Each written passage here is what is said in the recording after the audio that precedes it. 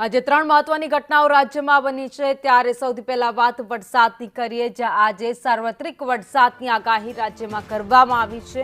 ઉત્તર મધ્ય અને ગુજરાતમાં અતિ ભારે વરસાદની આગાહી કરાઈ છે। આણંદ દાહોદમાં અતિ ભારે વરસાદનું રેડ એલર્ટ આપવામાં આવ્યું છે।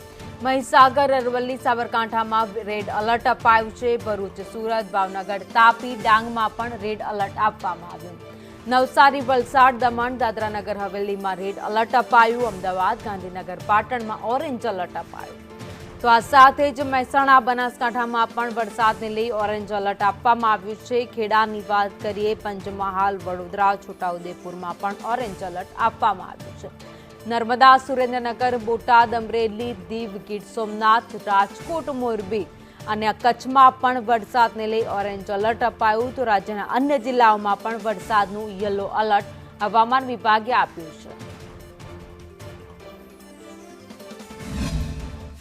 રાજ્યમાં આજે ગાજવીજ સાથે સાર્વત્રિક વરસાદની આગાહી કરવામાં આવી છે, જેમાં કેટલાક જિલ્લામાં વરસાદનું રેડ એલર્ટ અપાયું છે તો કેટલામાં ઓરેન્જ અને યલો એલર્ટ આપવામાં આવ્યું છે।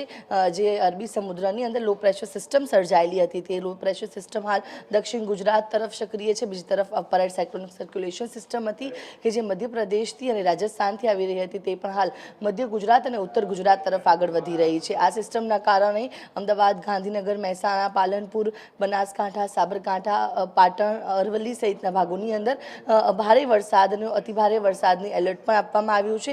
સુરત વલસાડ નવસારી તાપી ડાંગ દમણ દાદરાનગર હવેલી સહિતના દક્ષિણ ગુજરાતના તમામ જિલ્લાઓની અંદર જે અત્યંત ભારે વરસાદનું રેડ એલર્ટ આપવામાં આવ્યું છે। વડોદરા છોટાઉદેપુર દાહોદ નર્મદા સહિતના ભાગોની અંદર પણ ઓરેન્જ એલર્ટ આપવામાં આવ્યું છે, જ્યારે સૌરાષ્ટ્ર અને કચ્છના તમામ જિલ્લાઓની અંદર જે ઓરેન્જ અને યલો એલર્ટ પણ કેટલાક જિલ્લાઓમાં આપવામાં આવ્યું છે। એટલે કે આજના દિવસે આ બંને સિસ્ટમના કારણે સમગ્ર રાજ્યની અંદર સાર્વત્રિક વરસાદ રહેવાનો છે, જેમાં મધ્ય ગુજરાત અને ઉત્તર ગુજરાતમાં અતિ ભારે વરસાદની આગાહી છે, જ્યારે દક્ષિણ ગુજરાતમાં અત્યંત ભારે વરસાદ પડી શકે છે તો દક્ષિણ સૌરાષ્ટ્રમાં પણ અતિ ભારે વરસાદની આગાહી છે અને કચ્છ અને અન્ય જે સૌરાષ્ટ્રના ભાગો છે ત્યાં જે ભારે વરસાદનું યલો એલર્ટ પણ આપવામાં આવ્યું છે। એટલે કે આજના દિવસે પણ સાર્વત્રિક વરસાદ છે તે રાજ્યમાં રહેવાનો છે। ક્યાંક હળવો તો ક્યાંક ભારે વરસાદ રહે તેવી આગાહી હવામાન વિભાગ દ્વારા વ્યક્ત કરવામાં આવી છે।